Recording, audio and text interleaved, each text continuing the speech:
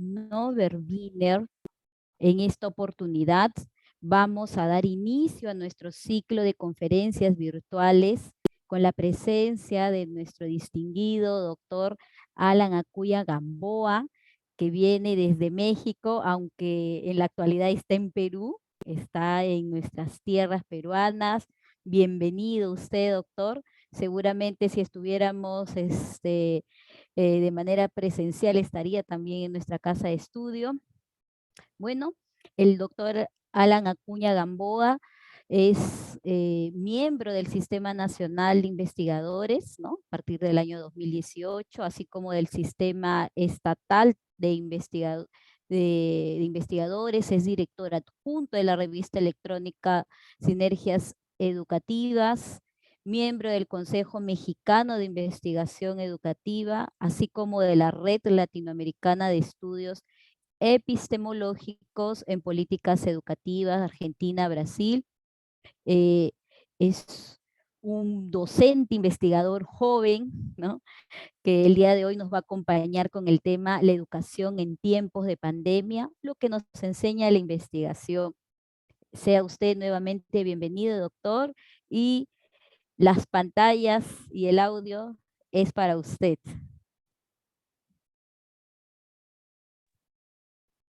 Gracias, doctora Ángela Herrera, un gusto.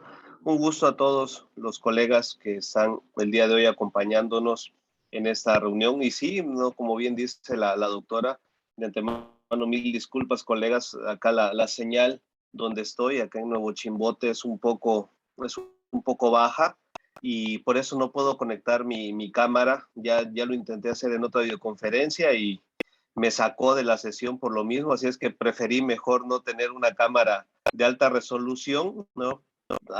Pues así que con la finalidad de que no nos vaya a suceder lo mismo de la ocasión pasada.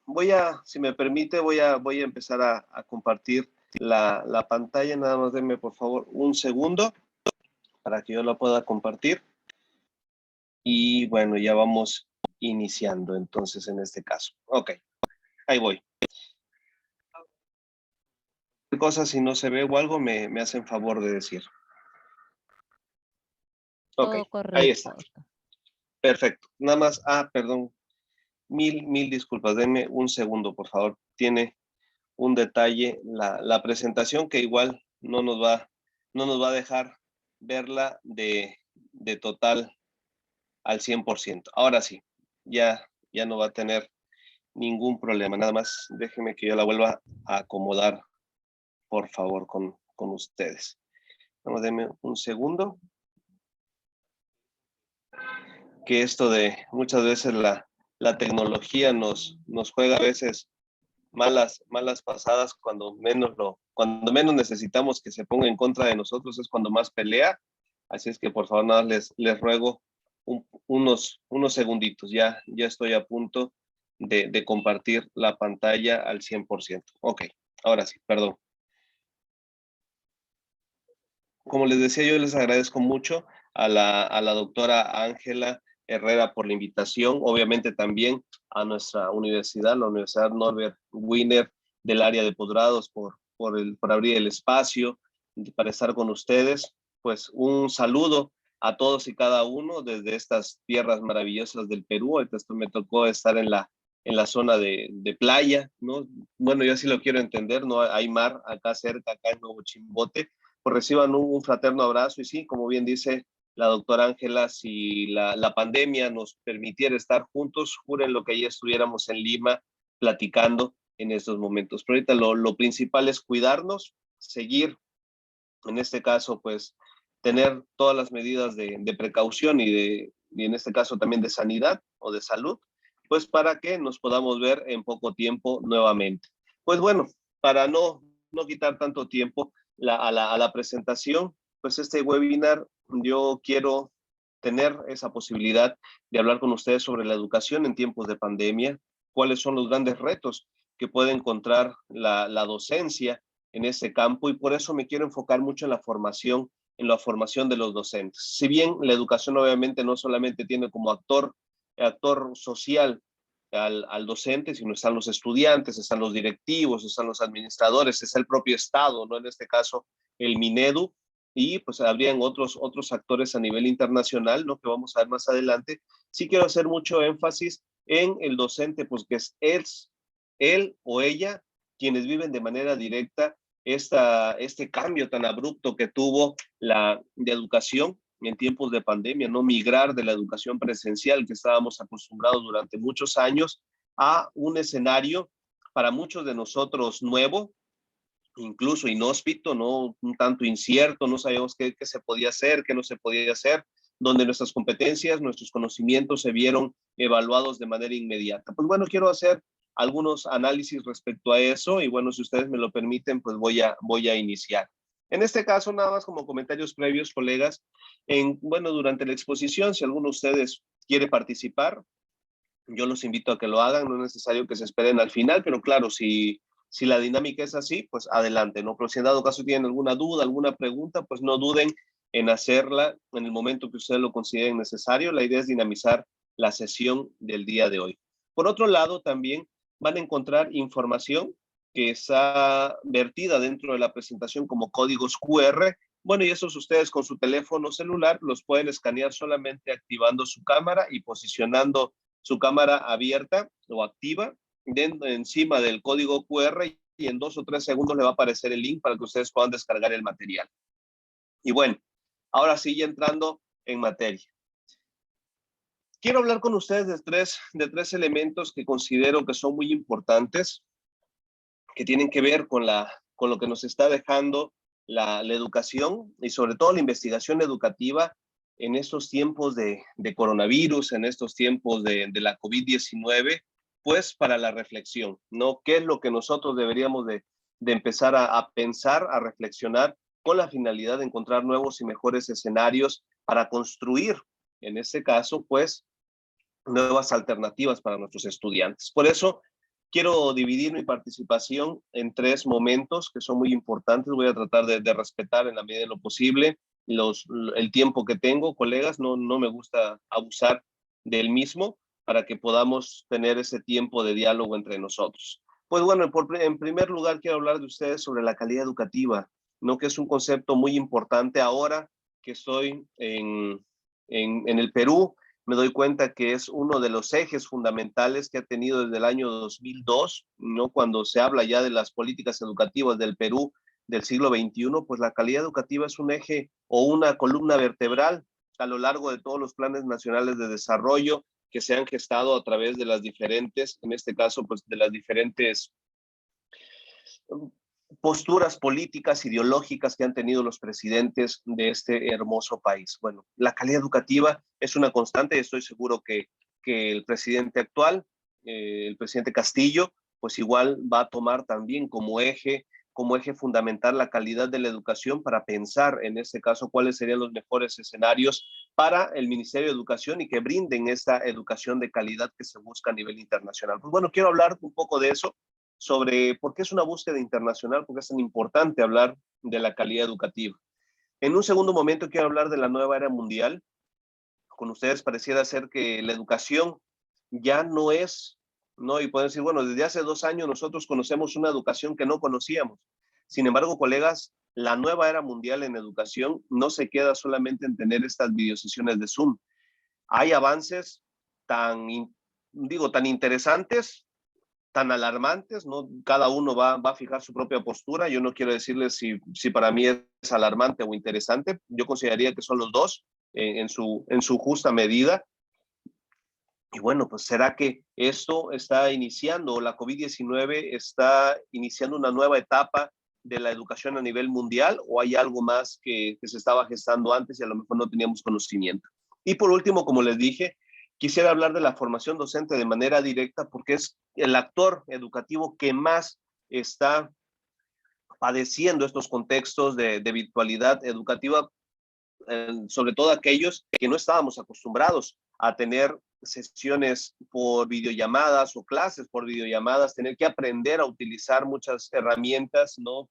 Por citar algunas, ¿no? El propio Zoom, o si utilizamos Kahoot o Socrative, o utilizamos un Google Wall, muchas otras plataformas que a lo mejor no conocíamos, Moodle, Neo, Canvas, etcétera. A lo mejor, en este caso, yo quiero partir de la idea de que el docente es el actor social y el actor educativo que más cambios ha tenido que hacer en menor tiempo. Obviamente, si quienes se ven quienes se ven beneficiados o afectados por esta práctica docente emergente, pues son los estudiantes. Sin embargo, pues es el docente el que se está estresando, es el docente el que está viendo cuáles son los nuevos escenarios, y acá es donde quiero hablar de qué es lo que nos ha dejado, cuál es el aporte que nos ha dejado, por lo menos de los últimos años, la investigación educativa en la materia.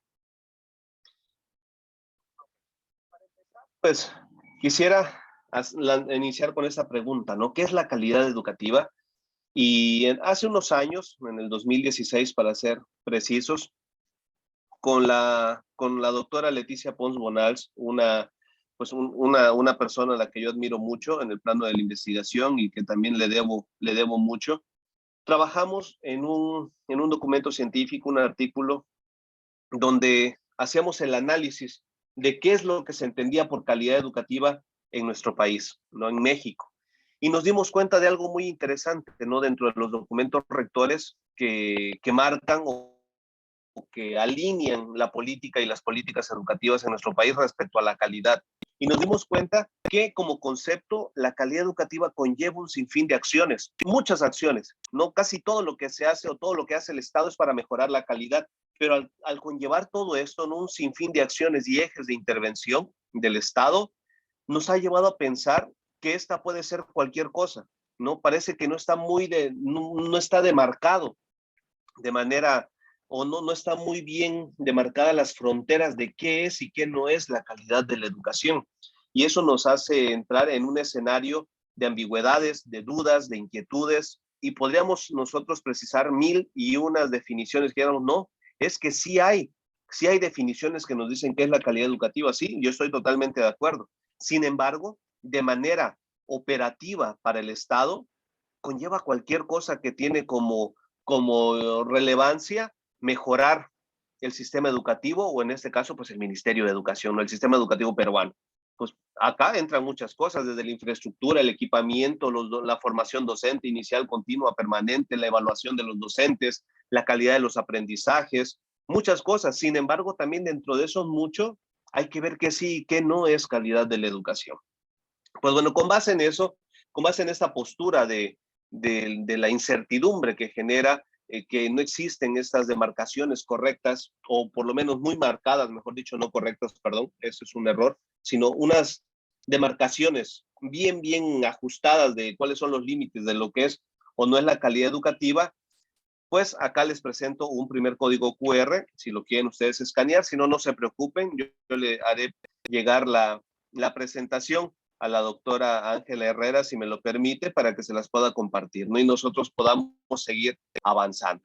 Entonces, desde esta mirada es preguntarnos por qué es tan importante, ¿no? ¿Por qué es tan importante hablar de la calidad educativa, ¿no? Porque es un concepto que en todo momento está, incluso en los libros técnicos, académicos, de investigación educativa, siempre aparece el concepto calidad. Obviamente en México, ustedes todavía siguen, digo ustedes, en el sentido de la sociedad peruana, desde sus autoridades, siguen teniendo el concepto de calidad educativa. En México ya no.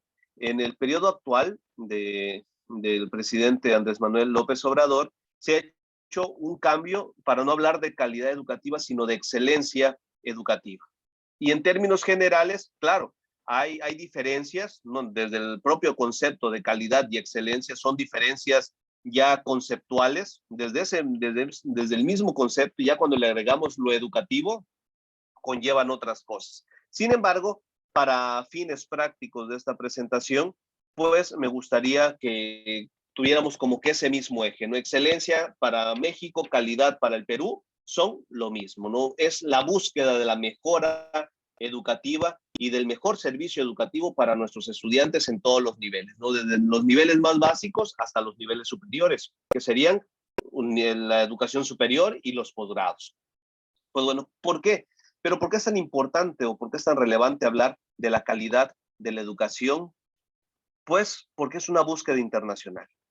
A nivel mundial, colegas, todos quieren hablar y todos quieren, o sea, todos los sistemas educativos quieren hablar de cómo mejoran su calidad educativa. Si no, que se nos venga a la mente un país, el sistema educativo finlandés, ¿no? Es lo primero que decimos, calidad educativa, el sistema educativo finlandés, ¿no? Y claro, ya ahí tiene sus, dijéramos en México, tiene sus asegúnes, es decir, tiene sus cosas buenas y sus cosas malas, que eso podríamos hablar en algún otro momento, pero es un referente, ¿no? El sistema educativo finlandés, decimos, es que es un buen sistema educativo que está velando por la calidad de la educación. Sin embargo, ¿por qué es tan importante analizar la calidad educativa desde los contextos e instituciones internacionales? Nuestra región, colegas, que es, pues, somos la región latinoamericana, donde se encuentra Perú y México, pues tenemos ciertas características o ciertos comunes denominadores que nos hermanan, además de la cultura, de las tradiciones, de ese sentimiento, de ese nacionalismo que tenemos por nuestros países. También entran en juego mucho las miradas internacionales. Digo, cuando hablamos de educación, ¿no? Entra mucho la injerencia internacional. Y Latinoamérica es como que este escenario propicio para que los organismos internacionales sobre estos países en desarrollo, como en el caso de Perú y México, propongan acciones para que lleguen a convertirse en países desarrollados, es decir, vayan solucionando los problemas que tienen para alcanzar esa nueva distinción, por así decirlo, no de ser un país en desarrollo a ser un país desarrollado. Pero para ello, colegas, ¿quiénes son los que emiten juicios, los que emiten, bueno, juicios de valor, los que emiten sus percepciones hacia nuestros países? Los organismos internacionales. ¿Qué son los organismos internacionales? Son instancias, como su nombre lo dice, son instancias, instituciones de orden transnacional, es decir, que rompe las barreras de un país, sino que varios países las conforman, que tienen la única finalidad de hacer lo siguiente. Tienen la única finalidad de emitir pactos, o en este caso firmar pactos, acordar, válgase la redundancia, colegas, acordar acuerdos, es decir, llegar a tomar acuerdos y emitir sugerencias. Los organismos internacionales, recordemos, son estas instituciones que son auspiciadas por los países desarrollados, ¿no? Ya, ¿para qué hablamos, no, de países? ¿Cuáles son los países desarrollados en el mundo? Pues ya los conocemos, ¿no? Si no, vámonos de manera muy rápida a Google y analicemos cuál es el G20, ¿no? Por ejemplo, pues ellos son los países más importantes y de ahí, pues no son los 20 países, de ahí podemos ir reduciendo, ¿no? Al G5, al G4, al G3, que son los países más poderosos del mundo, que son los que van financiando, en este caso económicamente, pues a estos organismos internacionales. Pero ¿cuál es la finalidad, no? ¿Cuál es la finalidad de que estos organismos internacionales tengan esa mirada o cuál es la gran bondad que tienen estos organismos internacionales? Simple y sencillamente son los que demarcan cuáles son las líneas por las cuales nuestros países, es decir, México, Perú y toda Latinoamérica principalmente, deben transitar para alcanzar la anhelada distinción de países desarrollados, o por lo menos que empiecen a alinearse a las dinámicas sociales, a las dinámicas económicas y políticas y educativas, obviamente, mundiales. Entonces, en este caso, lo que nosotros recibimos de estos organismos internacionales, y acá yo les invito de manera muy precisa, colegas, a ver o a analizar a la OCDE, que es el organismo para la cooperación y el desarrollo económicos, mejor conocido como la OCDE, le dicen algunos otros OCDE. Pues bueno, este organismo internacional año con año lanza algo que se llama el panorama nacional de la educación, ¿no? Para el caso de México, para el caso de Perú y para todos los demás países. Y justo en estos documentos, o en este documento, que es un documento rector, ahí se precisan de manera muy clara cuáles son esos pactos, estos acuerdos y estas sugerencias que emiten estos organismos internacionales, ¿no? Como en el caso de la OCDE, hacia nuestros países en desarrollo. ¿Qué recibimos, no? A manera de pactos, de acuerdos y de sugerencias. Obviamente, lo más importante, líneas de diseño de políticas educativas. Y acá los grandes especialistas de análisis de políticas educativas podrán no estar a favor de lo que comento, ¿no? Y pues tienen toda la, pues como que toda la oportunidad de estar en desacuerdo. Se lo digo por lo siguiente. Muchos investigadores, perdón, sobre todo de México y de Latinoamérica, tienen esa idea de que ya no hay tanta injerencia de los organismos internacionales para los países en desarrollo como México y como Perú. Sin embargo, en la realidad del diseño de los planes nacionales de desarrollo, de los proyectos educativos nacionales, nos damos cuenta que estos se alinean mucho a lo que dicen estos organismos internacionales. Entonces, no es que no exista, a lo mejor es que está un poco más disfrazado, pero sigue todavía habiendo una gran injerencia de esos organismos internacionales de Occidente principalmente. No digo de Occidente en el sentido que tienen esa mirada, no que tengan sus sedes exclusivamente en esa parte del mundo, ¿no? Sino que tienen esa mirada occidental y hacia dónde debería de ir el sistema educativo, ¿no? O la cuestión económica, la cuestión política en nuestros países. Pues, ¿qué recibimos de ellos en materia educativa? Líneas de diseño de políticas educativas. Es decir, ahora que empiece a analizar con su equipo de trabajo el presidente Castillo y decir, bueno, ¿cuáles son los ejes más importantes para el diseño de política y de políticas educativas para nuestro sistema educativo peruano?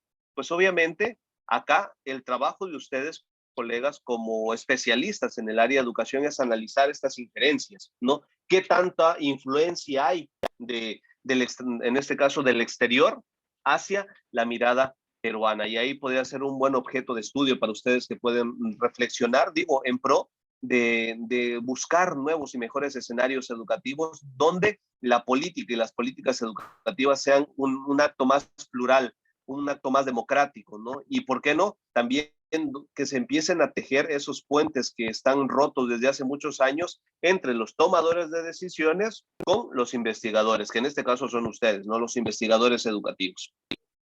¿Qué otra cosa recibimos? Obviamente recibimos todas las cuestiones que tienen que ver con innovación y tecnología educativa, ¿no? Todo lo nuevo, no todo lo que, o incluso todo lo que está en ciernes todavía, pues llega a Latinoamérica a guisa de prueba, ¿no? Todos nosotros somos grandes consumidores. De hecho, Latinoamérica es un gran consumidor de tecnología. Y digo, no solamente de tecnología educativa, en términos generales de tecnología. México es un país que consume muchísima tecnología. Hasta hace unos años, antes del 2010, hay un estudio de mercado, digo, no es un estudio científico, colegas, no recuerdo ahorita quién, INCO se llama la empresa, que hizo un estudio de mercado donde analizó qué tiempo un mexicano promedio mantiene un celular consigo, ¿no? Digo, al año 2010. Y más en términos generales decían que lo mantenían 4, 5 años, hasta a lo mejor 6. No sé, ya era muy raro, pero eran 4 o 5 años. Hacen de nuevo esta actualización en el año 2019 y ¿qué creen? A lo mucho año y medio. En México, digo, no estoy hablando de toda Latinoamérica, en México. Es decir, nos estamos haciendo cada vez más consumistas de tecnología. ¿Es malo? Sí, por el hecho, pues, de que estamos contaminando, ¿no? A nuestro planeta. Aunque digan que casi que todo por ejemplo, ahorita esta marca, ¿no? Que no la van a ver muy bien ahorita porque está peleando la cámara. Por ejemplo, esta marca dice, no, es que todo ya es reciclado, todo es de aluminio reciclado, sí, pero de todas maneras, la cantidad que tú generas de equipos a nivel mundial no te alcanza lo que reciclas para tenerlo. Es decir, tienes que seguir produciendo y explotando la tierra para obtener más insumos, para diseñar, perdón, para producir más en este caso, pues, perdón, se me fue, pensé que habían abierto la puerta, más, más productos, ¿no? En este caso México y Perú también, ahorita ya me estoy dando cuenta, somos más consumidores de tecnología y la tecnología educativa en este caso no es la excepción, ¿no? Todos ya conocemos Zoom, todos ya conocemos Canvas, todos ya conocemos Blackboard, ¿no? Muchas plataformas que antes no conocíamos, pues ya las estamos aplicando en nuestro día a día. Pues bueno, por ahí va esta idea. Obviamente uno de los grandes retos es también los modelos educativos, colegas, es lo que más nosotros recibimos del extranjero, ¿no? En este caso hay una cuestión, ¿no? Que nos obliga a entender, ¿no? Que nuestros países siempre han tenido esta necesidad de querer replicar experiencias exitosas de otros países, sobre todo de Occidente, España, ahorita ya es Finlandia, traer esas experiencias, perdón, exitosas, traerlas y quererlas aplicar al contexto al contexto mexicano, perdón, al contexto sí mexicano y peruano.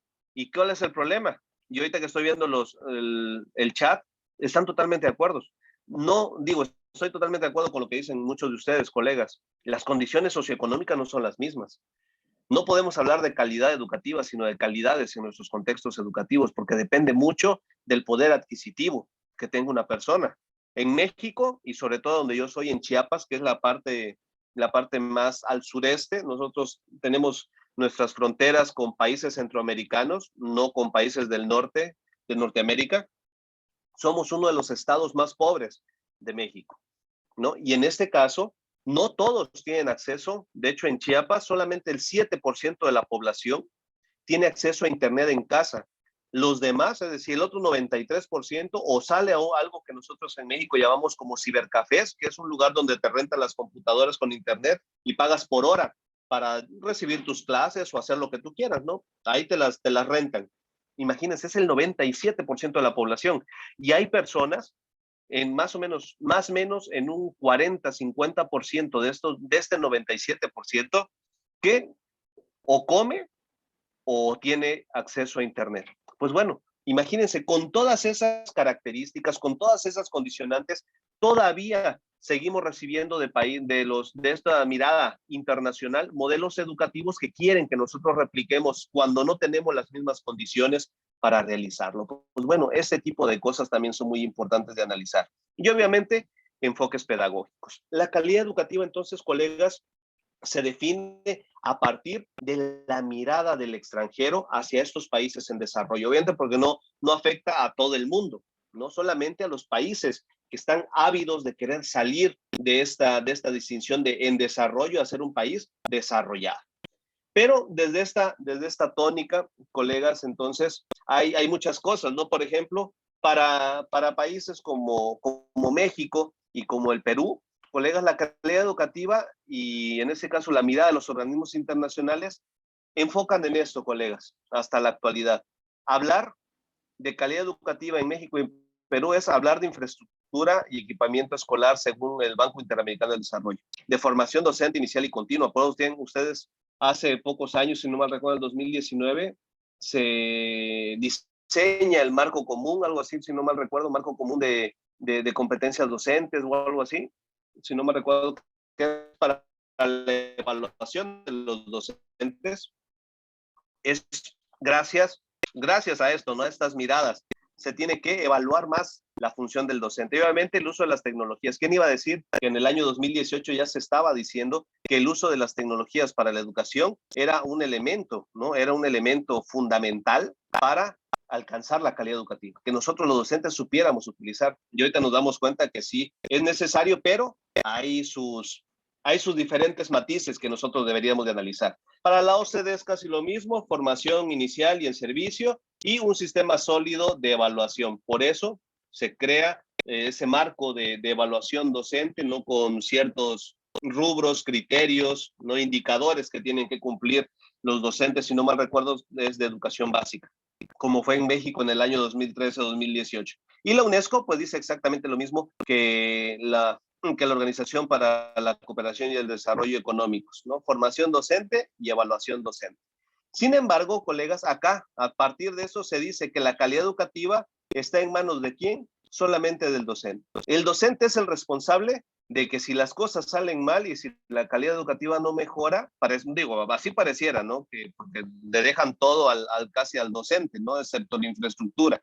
Pero todo recae en manos del docente o de la mirada del docente, de la práctica profesional del docente. Si el docente es bueno, la calidad va a ser buena, pero es gracias al Estado que le está apostando. Pero si el docente obtiene una mala calidad, bueno, la calidad educativa del país es mala, es porque el docente es malo, ahí sí no se echa la culpa al Estado. Son de las cosas que hay que analizar, y digo, esto no lo hablo en términos solamente de México, del Perú, sino a nivel mundial. Cuando algo sale mal, que es un eje de política o de políticas educativas, obviamente el que tiende a sufrir las consecuencias son los actores educativos, ¿no? Y para muestra bastan muchos botones como libros, no lo van a poder ver, colegas, pero como este tipo de libros que analizan cuál es la injerencia real del Estado y qué es lo que debería de asumir el Estado también como como acto, o en este caso como consecuencia de que sus políticas no den el mayor resultado. Al igual, ahí hay un código QR, colegas. Voy a ir un poquito más rápido porque si no me va a regañar la doctora Ángela. Quiero retomar otro punto importante, colegas. Ya vimos de por qué es importante la calidad, porque es una búsqueda internacional. ¿Desde dónde viene esa búsqueda? Desde los organismos internacionales que están dictando para los países en desarrollo hacia dónde deben de transitar para alcanzar esa calidad educativa. Sin embargo, colegas, el año 2013 es un año que nosotros no debemos de olvidar, sobre todo nosotros, a los que nos dedicamos al campo de la educación. Perdón, mil disculpas, colegas. Ya la garganta ya está haciendo efectos y estuve disertando en varias conferencias y actividades acá y ya como que me está haciendo estragos la garganta de las charlas de todo el día. Pero bueno, como les decía, el año 2013 es un año que nosotros debemos de tomar muy en cuenta, colegas, porque es un año que marcó un principio y un fin de era. Recordemos que la evolución de las sociedades se da a través de esto que se denomina las revoluciones industriales, ¿no? La primera gran revolución industrial que tuvo la humanidad, pues fue la llegada de la máquina de vapor. La segunda, pues, en este caso, pues fue en el siglo XVIII, colegas. Y en el siglo XIX viene la segunda revolución industrial de la mano de la máquina de combustión interna, ¿no? Que hizo un lado la máquina de vapor, mayor potencia, y obviamente todo esto tiene que ver con las cadenas de producción a nivel mundial. La tercera gran revolución industrial llega en el siglo XX, en específico en 1990, con la llegada, bueno, no es con la llegada, es con la apertura o con la exposición y dejar a manos de civiles la Internet, porque obviamente la Internet ya estaba desde los 60, se utilizaba, pero solamente para fines tácticos o militares en los países desarrollados. Pero en 1990 se abre a la humanidad para que la utilizara y supiera que existía y bueno, y que también nunca a lo mejor se imaginó el alcance como el que tenemos ahorita, ¿no? Que gracias a la Internet estamos hiperconectados, ¿no? Dijeran dos investigadores de la Universidad de Harvard en un libro que se llama Conectados, el sorprendente mundo de las redes sociales y cómo nos afectan.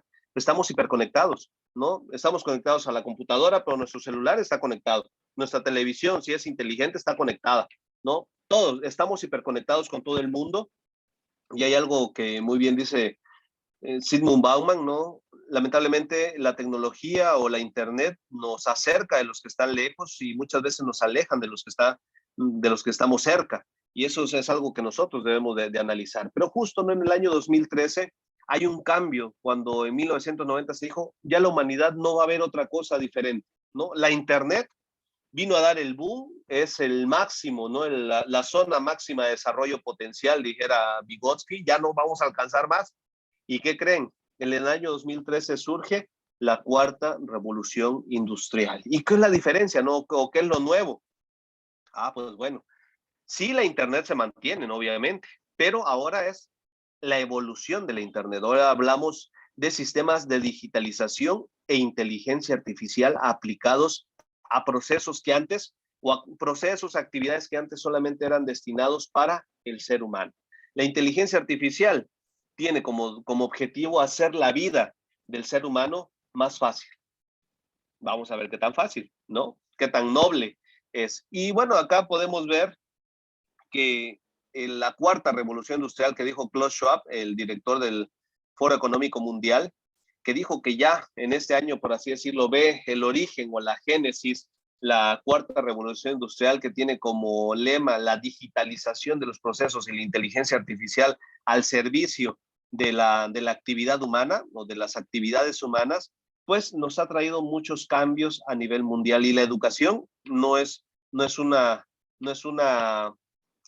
obviedad dentro de estos cambios, ¿no? Pues acá vemos a Will Smith, ¿no? Con Sofía. Sofía es el primer humanoide ya que tiene la capacidad de aprender, imagínense, tiene la capacidad de aprender como un ser humano. Obviamente ahorita está en la edad cronológica de un niño de 2 o 3 años, pero va a desarrollar porque tiene un cerebro artificial, pero es exactamente igual, tiene los mismos procesos mentales que nuestro cerebro. No es un cerebro humano, pero artificial. Imagínense. hasta dónde llega. Va a aprender a hablar por sí misma, a pensar conforme vaya avanzando, no vaya evolucionando, va a aprender a sentir, dicen, ¿no? Y eso es raro, ¿no? Porque ¿cómo? Si no tiene un cuerpo. Bueno, esas son las miradas que se tienen de Sofía. Y con base en eso, ¿no? Nosotros estamos hablando de una nueva era mundial en el campo de la educación. Y acá viene una pregunta, ¿no? ¿Puede la inteligencia artificial y la digitalización, que sería la cuarta revolución industrial, obligar al campo educativo a cambiar? Imagínense, eso eran las miradas del 2013. Ahorita ya puedo decir, esa pregunta ya está obsoleta, Alan. Obviamente ya nos vino a cambiar la COVID-19, le vino a caer como anillo al dedo a estos avances, porque estos avances lo que se tenía previsto era para el año 2030 o 2050, se tenía previsto que la educación fuera ya más virtual que presencial. Y miren, ¿quién iba a decir que un bendito, bueno, que no es que no quiero decir una grosería, no, que un dichoso virus viniera a potenciar este avance en materia educativa, ¿no? A llevarnos a un escenario que se esperaba que fuera para varios años, digo 2030, 2040, incluso 2050 se tenía esa mirada, que ya fuera más virtual la educación, que ya no hubiera una infraestructura física necesaria para poder aprender y enseñar, ¿no? Como lo estamos viendo ahorita, no necesitamos estar en un salón de clases, estamos en un aula virtual y todos estamos, yo espero, ¿no? Que por lo menos algo les deje yo de aprendizaje, o por lo menos, bueno, no, perdón, no de aprendizaje, que les deje yo ahí una semilla de la inquietud, de la incertidumbre para seguir reflexionando este tema, no como tal aprendizaje, que nos cuestionemos y critiquemos qué está pasando y hasta lo más importante es que critiquen lo que yo pienso, ¿no? A favor o en contra. Y en este caso, pues puedo decir, es una pregunta, Alan, que ya no tiene cabida en la actualidad, porque ya nos vino, por supuesto que vino a cambiar la tecnología, a cambiar la estructura, gracias a que este COVID nos está matando desde hace 2 años, digo, matando en el sentido amplio del, digo, nos está, sí, en el sentido amplio del concepto, porque obviamente, ¿no? Algo que yo lamento tanto, y que no puedo decir que la COVID-19 es una posibilidad por los tantos millones de personas que han muerto en el mundo, eso no podemos decir que es una oportunidad. Cuando se pierde una vida humana, cuando se pierde, bueno, la vida de cualquier ser vivo, cuando tenemos esa mala experiencia, no podemos decir que es una oportunidad de crecimiento, no. Hay tanto dolor que está dejando este virus a nivel mundial, a lo mejor en alguno de nosotros, yo espero que no, pero a lo mejor en alguno de nosotros un ser querido se fue por por este virus y no podemos decir que es un área de oportunidad, solamente que es un área de reflexión y también nos va a servir para generar eso que se llama la cultura de la prevención, que los países latinoamericanos no tenemos, colegas, empezando por México. No se tiene la cultura de la prevención, se tiene más la cultura de salir del paso, de tener de la cultura de los paliativos, ¿no? Ya tengo el problema, bueno, a ver cómo lo saco rápido. No pensar, espero que la COVID-19 ahora sí nos obligue a tener una cultura de prevención en el campo educativo, porque en México ya nos pasó el famoso AH1N1, a nosotros nos dejó un tiempo fuera. ¿Y qué aprendimos de eso de los 2000? Nada, nada aprendimos de eso y volvemos a tener otro virus y ahora estuvo peor. ¿Qué garantiza? Ojalá que no, ¿verdad? Pero ¿qué garantiza que dentro de 10, 15, 20 años sea otro virus? Ya no se llame COVID-19, se llame otro virus, otra bacteria, y ya no van a ser 2 años. Si no tenemos cultura de prevención, van a ser 10, 15 años que podemos estar ya enclaustrados. Imagínense, colegas, hasta dónde llega esta situación. Y obviamente yo también estaría de acuerdo con ustedes al decir que esta pregunta parece que ya no tiene sentido, pero es cuando más sentido tiene. ¿Va a cambiar? Por supuesto, pero no solamente está cambiando por el escenario en donde nosotros estamos trabajando, está cambiando los intereses, colegas.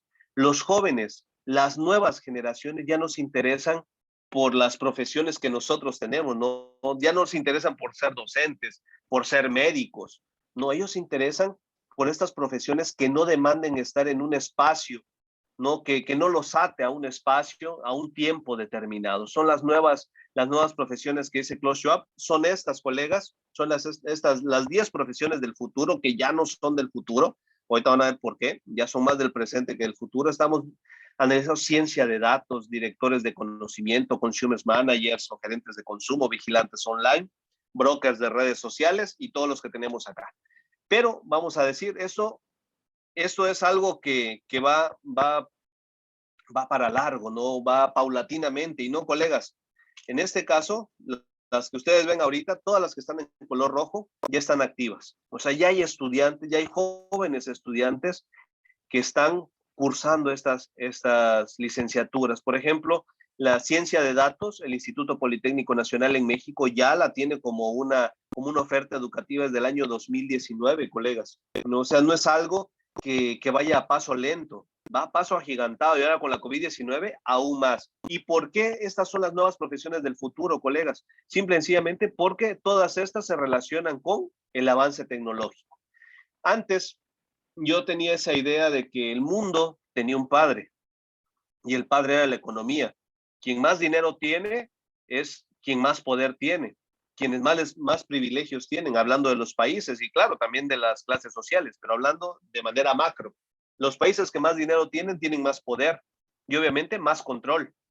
Bueno, ese era el padre, ¿no? La economía era, o el dinero, mejor dicho, era el padre de la humanidad o del mundo, de la sociedad general.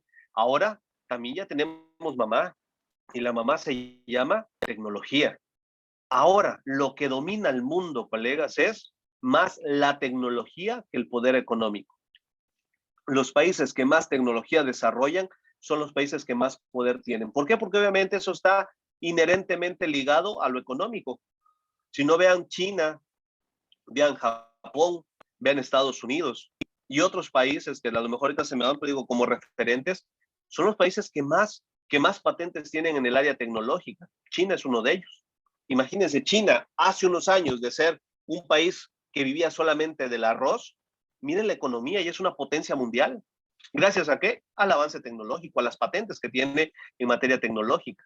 A eso voy. Las nuevas generaciones ya no quieren ser docentes, ya no quieren ser solamente médicos, ahorita hablamos de electromédicos o investigadores médicos.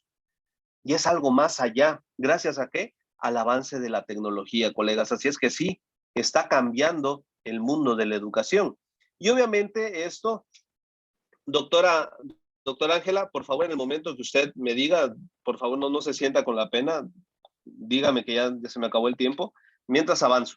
En este caso, colegas, la cuestión del tema y que quiero ir cerrando con esto, es hablar de la formación docente, ¿no? En estos escenarios tan diferentes, ¿no? Donde incluso la oferta educativa ya es algo que no pensábamos hace 20 años, ¿no? En los 2000. En los 2000 todavía había como que cierta línea, seguían las mismas profesiones, ahora ya no.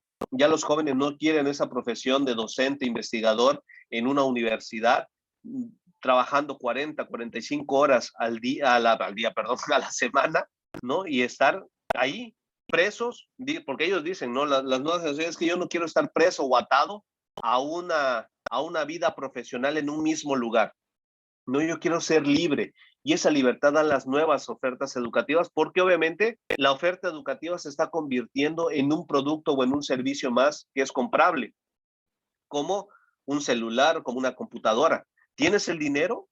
Obviamente tienes el acceso a estudiar lo que tú quieras, ¿no? Y ahí es donde entran de nuevo las desigualdades socioeducativas. Totalmente de acuerdo con lo que decían en el chat, colegas. En este caso, ¿qué está pasando con la docencia, colegas? ¿A poco esta situación vino a la cuestión de la formación docente, de las carencias, llegó con la COVID-19? Es decir, es la COVID-19 la que nos está posicionando en una realidad, y es lamentable decir que no, colegas. Lamentablemente, a veces el docente peca de saber que conoce su entorno y no es así. Y ese es uno de los grandes problemas. Estamos viviendo en una época de incertidumbre donde la cuarta revolución industrial va a generar, imagínense, colegas, al año 2030, si no es que ya lo generó ahorita, porque obviamente la COVID-19 ha dejado a mucha gente desempleada a nivel mundial. Se esperaba que para 2030 la cuarta revolución industrial y la llegada de la inteligencia artificial y la digitalización de los procesos generara 7 millones de nuevos desempleados, de los que ya existen, 7 millones más.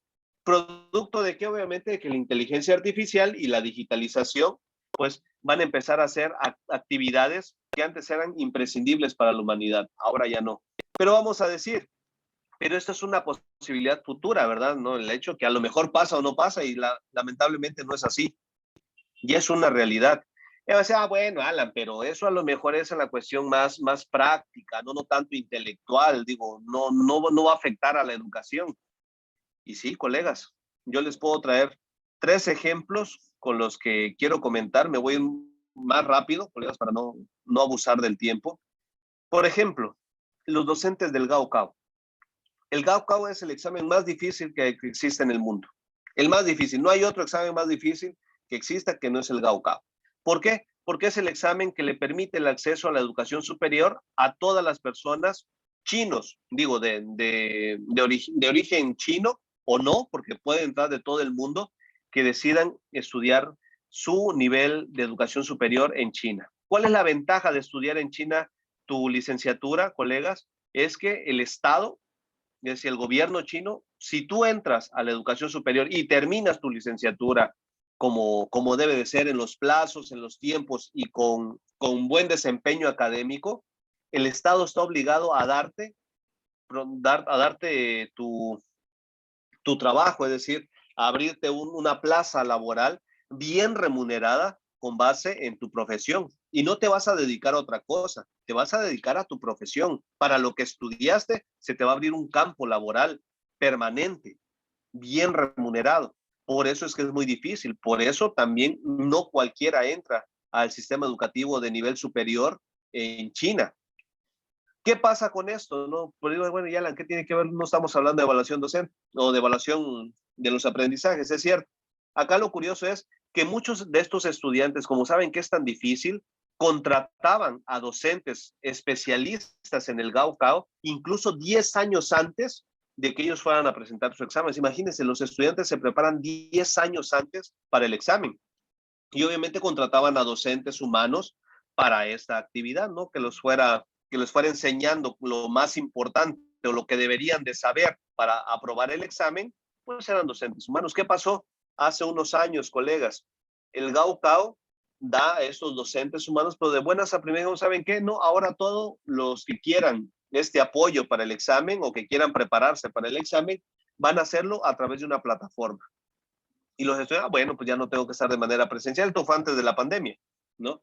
Y bueno, entraban los estudiantes, entraban a una plataforma educativa y cuando terminan, perdón, colegas, cuando terminan el, el periodo de capacitación, dicen, no, el docente que me tocó estaba genial, no sé cómo se puede dar el tiempo de saber qué es lo que escuché, el tipo de música, el tipo de series que me gustan, y él me recomendaba para que yo, no sé, en este caso, como que robusteciera ciertos contenidos en los cuales yo estaba débil, algún video de YouTube, o que escuchara un podcast, o que yo viera cierto video en Facebook, en Instagram, en Snapchat, en TikTok.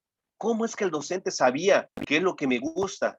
Y yo aprendí más, imagínense, la tasa de aprobación de estos exámenes con los docentes del Gaokao Humanos era del 90-92%. Cuando entró la plataforma subía hasta el 98%. Es decir, aquellos estudiantes que estudian, perdón, válgase la redundancia, ¿no? Que se prepararon en la plataforma, solamente 2 de cada 100 no quedaron dentro. Imagínense. Y todo porque era un software educativo que estaba montado en la plataforma mediado por inteligencia artificial. Yo obviamente estaba conectado a las redes sociales de los estudiantes y a cada uno le enviaba con base en sus necesidades, les enviaba el tipo de material que más les gustaba. Si les gusta más escuchar o si les gusta más ver o si les gusta más leer, eso es lo que les enviaba. Imagínense, un docente podría hacer eso, es muy difícil. Así también dijeron, bueno, pero Alan, este está en China, ¿no? Está del otro lado del mundo. Pues sí, pero acá en Estados Unidos, colegas, hay una docente que se llama Jill Watson. Jill Watson es una docente, bueno, sí, digo una porque así se autodenomina, es una docente del tecnológico, del Instituto Tecnológico de Georgia, que da clases a 400 estudiantes en 20 lenguas diferentes al mismo tiempo. ¿Quiénes de nosotros puede hacer? Yo creo que ni la pobre doctora Ángela, que es muy buena docente, podría darle a 400 estudiantes al mismo tiempo y en 20 lenguas diferentes. Es imposible. Y el Watson, que es un programa de inteligencia artificial, sí lo puede hacer. Imagínense cuántas personas del tecnológico de Georgia siendo docentes quedaron desempleados gracias a ello. Pero Alan, digo, eso es en Estados Unidos, es un país de potencia. México ya lo está haciendo. El Instituto Tecnológico de Estudios Superiores de Monterrey mejor conocido como el TEC de Monterrey, tiene un programa que se llama TEC 21, que son docentes holográficos. Y bueno, me voy a dar prisa porque ya vi que activó su cámara la doctora Ángela. Y bueno, ¿y a qué se debe? ¿No? ¿A qué se debe esto, colegas? De manera muy rápida. Estamos hablando de una educación del siglo XXI, ¿no? Y acá lo que nos vino a demostrar la cuarta revolución industrial y ahora también la COVID-19 son grandes carencias que tienen nuestros sistemas educativos a nivel mundial. Una es que parece ser que la escuela está peleada con la tecnología. Eso es uno. Y por eso, en vez de tener un aliado en la tecnología, los tecnólogos están buscando cómo hacernos un lado, porque nosotros no lo incorporamos de manera directa a nuestra práctica profesional. Afortunadamente ahora sí, de manera obligada. Antes era muy difícil. La otra, hay una obsolescencia pedagógica. Hay un autor, digo, y es un colega que aprecio mucho, que se llama Luis Bonilla Molina, que junto con otros grandes intelectuales y pedagogos, educadores también a nivel mundial, hablan de un apagón pedagógico mundial. Y al principio no daba cuentas, digo, sí entendía la postura, pero no en su justa medida. Y ahora puedo decir sí. Uno de los grandes problemas, colegas, es que la docencia se está estancando. Y es algo así, bueno, es algo que ya todos lo sabemos, sí, pero el problema es que se está estancando y cada vez nos importa menos. No hacer cambios. Siempre aplaudo que se abran este tipo de escenarios. Hay estudiantes que se están formando para seguir haciendo más y mejor su práctica profesional. Esto es algo muy importante. La obsolescencia pedagógica es el peor error. Y acá viene también, digo, no solamente es el docente el culpable. A nivel mundial y sobre todo en Latinoamérica hay un común denominador. Cada vez se invierte menos. El Estado invierte menos en la educación pública. Y en la educación privada también se necesita. La educación privada es una oportunidad de dar o de abrir espacios más críticos, más reflexivos, donde la educación pública a lo mejor ya no tiene más oportunidades de hacerlo. Pero el Estado cada vez da menos recurso económico para la educación. ¿Por qué? Porque si en realidad siempre es un eje de política educativa y también es un sustento, un pilar para cualquier proyecto de nación o para cualquier plan nacional de desarrollo. Entonces, con base en eso, colegas, yo considero que deberíamos de ir entendiendo algunos elementos que son fundamentales y ya me voy a apurar, se lo juro, doctora Ángela Herrera.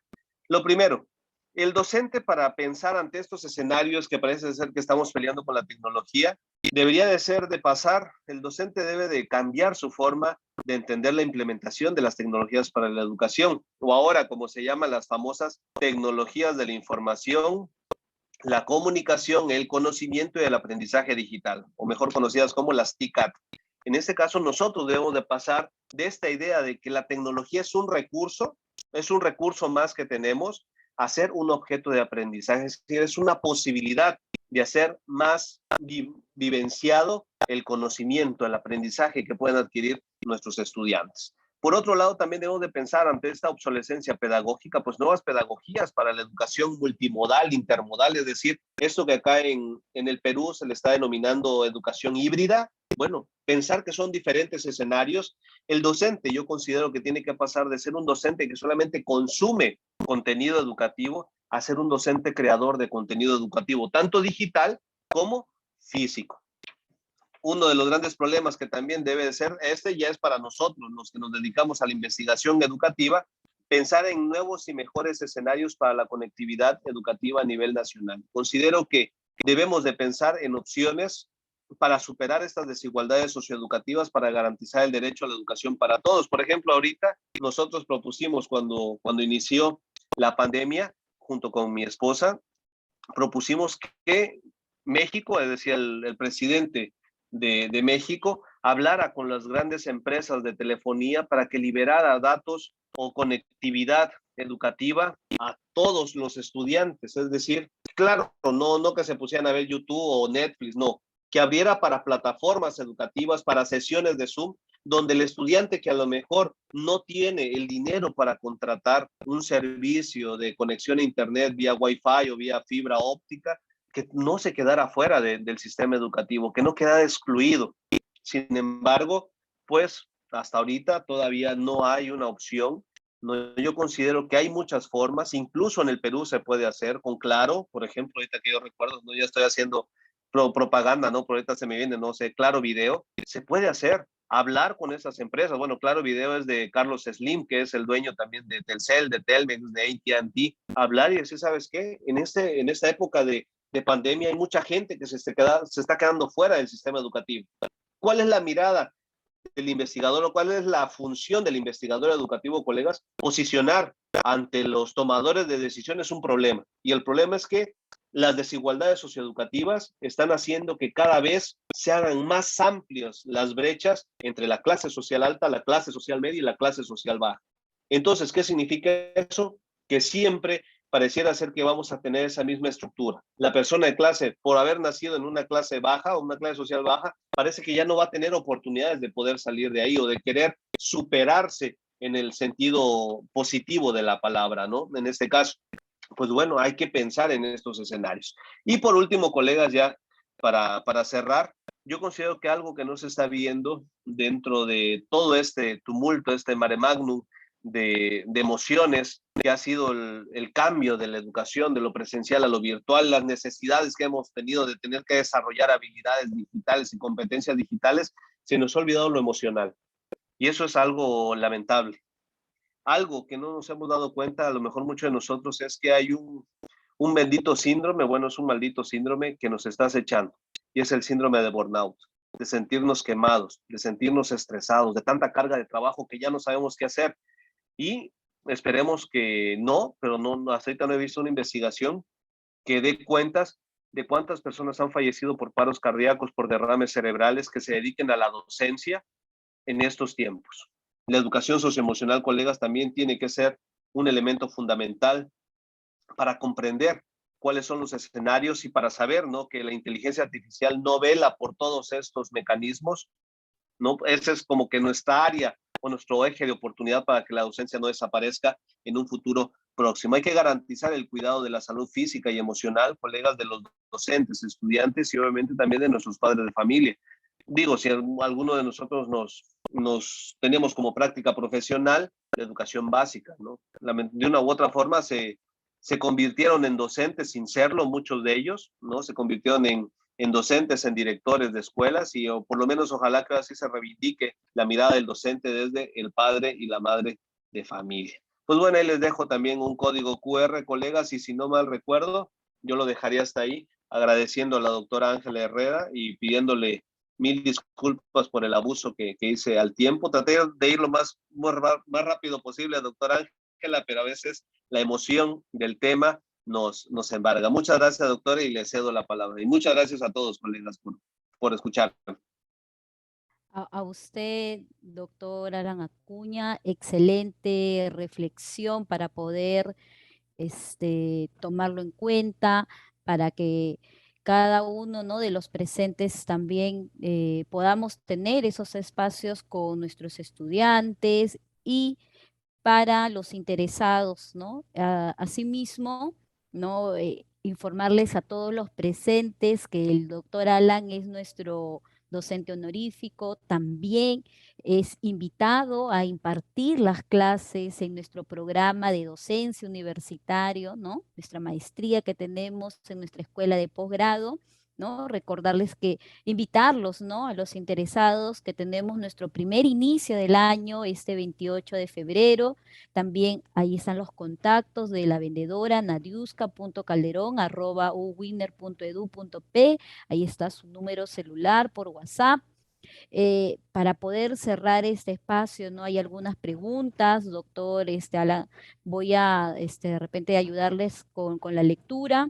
Asimismo también, gracias, ya nos compartieron los datos, ¿no?, para mayor información sobre el ingreso a la maestría. Es importante que todos los presentes nos acompañen con el llenado de la encuesta. No tenemos una encuesta que permite conocer, ¿no?, el nivel de percepción de ustedes sobre el evento que estamos realizando nosotros de manera mensual. En febrero también vamos a tener nuevos temas. Así que muy agradecidos con todos por el llenado de esta encuesta. Y bueno, vamos a pasar a las preguntas muy brevemente. Creo que ha sido muy interactivo, doctora Ala. Todo el transcurso han ido escribiendo. A ver, voy a leer. No sé si se me pasa por ahí, pero la más última la tengo. ¿Cuál sería la propuesta educativa para esta generación híbrida que sale al mercado laboral si no cuenta con las herramientas para ello? Eso es un gran reto, ¿no? Y justo es uno de los grandes temas que nosotros tenemos en la agenda pendiente en México. Yo considero que en toda Latinoamérica la pregunta es por demás importante de reflexionarse. Yo pienso que uno de las grandes situaciones que va a tener estas modalidades híbridas o intermodales o multimodales, como decía al cierre de mi participación, es que se van a ampliar las brechas sociales entre las clases, obviamente, y entre los diferentes estratos sociales. ¿A qué responde? Obviamente, hay una mirada como la que tiene Klaus Schwab, que dice, sí, yo sé que hay pobres, ¿no? Porque decimos, oye, pero ¿por qué dices que la tecnología va a avanzar? Pero si hay personas que no saben qué es la Internet, no tienen acceso a una computadora, a un teléfono inteligente, ¿cómo tú puedes decir que la humanidad tiene que caminar por eso, por ese camino, ¿no? Por ese andar, cuando no todos tienen las mismas herramientas o los mismos zapatos para poderla caminar? Y acá la situación que dijo Klaus Schwab es dolorosa, pero sería un buen eje para, digo, no para dar respuesta, porque es una respuesta que se tendría que reflexionar mucho, pero por lo menos para esbozar por lo menos las líneas de hacia dónde se está entendiendo este tipo de educación. Klaus Schwab es muy claro cuando dice, ¿sabes qué? Sí, yo sé perfectamente que con estos avances de la tecnología muchos se van a quedar atrás, pero así es la sociedad, dice. La sociedad no puede ser tan equitativa para todos. Y ahí es donde yo como investigador digo, entonces no se está velando por eso que dice la UNESCO, el derecho a la educación de calidad para todas y para todos y un aprendizaje a lo largo de toda la vida. Yo considero que antes de implementarse, maestra o maestro que hizo la pregunta de estos nuevos mecanismos de la educación híbrida, ¿no? Que ya lo que busca este sistema educativo es que ya podamos regresar paulatinamente. Yo no le llamaría normalidad porque ya nada va a ser lo normal que nosotros conocíamos antes. Hay que también ver, y algo que no se están poniendo a pensar ni en México ni en el Perú, es cómo vamos a regresar a las clases presenciales. ¿Vamos a tener miedo? ¿Vamos a tener incertidumbre de saber quién está contagiado? ¿Cómo le vamos a hacer cuando estemos aunque sean con 20 o 15 estudiantes que queramos? Nosotros propusimos un plan rotatorio donde no todos los estudiantes lleguen el mismo día, sino que se puedan ir rotando, pero son 10, 12 estudiantes que no sabes si alguno de ellos está contagiado. No hay mucha incertidumbre, hay mucha inquietud. En este caso es preparar, en este caso una cultura, perdón, lo primero que se tendría que hacer es una cultura de la prevención de la salud, ¿no? En un primer momento, y obviamente también es algo que es difícil, ¿no? ¿Por qué se dan estos tipos de mecanismos, de sistemas híbridos, colegas? Porque es la tendencia mundial. Es como ahorita puedo decir, ya no hablamos de realidad virtual. Dice, pero ¿cómo, Alan? Sí, ahorita ya la realidad virtual ya no es lo más importante, ya estamos hablando de realidad inmersiva. Y ya está saliendo oferta educativa que atiende la realidad inmersiva en los contextos educativos. ¿A qué respondería este tipo de propuestas ahorita que estoy viendo, mi estimada Magda? A eso. Son estas tendencias internacionales donde la educación se convierte de un bien intelectual a un bien de consumo, ¿no? Y obviamente, pues sí. ¿Por qué? Porque también los estudiantes cada vez quieren estudiar menos, ¿no? Ya nos damos cuenta, a veces los estudiantes quieren estudiar menos y quieren tener al menor esfuerzo posible su título de licenciados o su grado. En México así pasa, los grados de maestría y doctorado ya quieren casi que sean en 2 meses que se obtenga un doctorado y sin hacer nada. Y no es así. La flexibilización de los sistemas educativos en el mundo están haciendo que estas nuevas modalidades híbridas y estas nuevas profesiones pues tengan cabida. ¿Por qué? Porque son más flexibles, ¿no? Estudia tus tiempos, estudia lo que quieres, ¿no? Lo que quieres estudiar en el orden que lo quieres estudiar. Eso sería por ahí. Sin embargo, pues la pregunta es muy, muy válida, como decía. Las propuestas educativas sí, sí están dando mucho que desear, digo, en el sentido de que pareciera ser que estamos formando a personas que van a ser desempleadas en un futuro, pero no es así, ¿no? Acá la idea es no es pensar que lo que yo presento es vaticinar que así va a ser. De hecho, la docencia, hay un grupo, les digo esto del gran apagón pedagógico global, pues estamos apostando a aquellos que tenemos esta idea de que no se puede revertir la parte humana de los procesos educativos, no se puede evitar la parte socioafectiva, es decir, jamás un robot, por más que tenga inteligencia artificial, va a poder superar la parte de la empatía de un humano hacia otro humano, que lo ve llorar y se acerca y le pregunta qué pasa y cómo puede ayudar, ¿no? Eso es, ese tipo de cosas hay que entenderlas, claro. En este caso, mi estimada Magda, ya para cerrar, perdón, porque ya me fui mucho en la respuesta, la idea es que si bien son las nuevas profesiones, eso ha pasado toda la vida, mi estimada. Siempre ha sido así. Siempre van cambiando con las tendencias. Lo que pasa que ahorita el cambio fue muy abrupto. Por eso nosotros nos estamos dando cuenta de ahí la oferta educativa es constante, no salen cosas nuevas, ¿no? Si no, si hay alguien acá en arquitectura o que se dedique a eso, pues hasta hace pocos años ya se hablaba de diseño de interiores, ¿no? Y ahora el diseño interior es algo más de la arquitectura, ¿no? Pues bueno, eso es la evolución. ¿Por qué se está haciendo? Porque todavía hay gente que lo necesita y hay población que demanda profesionales de eso, pero a lo mejor, dice Close Shop, en un futuro próximo ya no se necesiten ese tipo de personas. Si ya me callo, perdón, doctor Ángela, si no me gusta regañar, mil disculpas. Para nada, doctor Alan. Es un gusto para la Escuela de Posgrado de nuestra Universidad Norbert Wiener tenerlo presente y siempre, ¿no? Perú lo recibirá con los brazos abiertos a usted, ¿no? Gracias. Como lo hemos mencionado, el doctor Alan es nuestro docente honorífico, también docente invitado de nuestra maestría en docencia universitaria. Seguramente lo vamos a tener durante todo el año en diferentes disertaciones. Agradecemos a todos los participantes, ¿no? Por estar consultando, por estar haciendo preguntas. Yo creo que ese es el objetivo de esta conferencia virtuales, ¿no? Y nos quedaríamos más tiempo quizás con el doctor, pero también lo vamos a dejar descansar y nos vemos hasta el mes de Gracias. febrero, todos están invitados, siempre vamos a estar posteando en las redes sociales los eventos que hacemos desde la Escuela de Posgrado. Gracias a todos ustedes, gracias doctora Alan, buenas noches con todos, hasta otra oportunidad. Muchas gracias a todos y que pues, les agradezco el espacio y solamente así de manera rápida. Hay una pregunta que dice que si es la investigación científica la que sobresale para dar frente y estudiar sus problemas, sí. Lo único que dijo Close Shop que va a hacer que las profesiones se mantengan es la investigación. Así es que para que nos quede de tarea, se necesitan más investigadores e investigadoras a nivel mundial. Perú y México son los países que menos investigadores tienen, pero eso va a ser motivo de otra charla en algún otro espacio. Muchas gracias, cuídense mucho, un abrazo acá desde Nuevo Chimbote. Hasta A usted luego. igual, hasta luego. Hasta Gracias. luego con todos.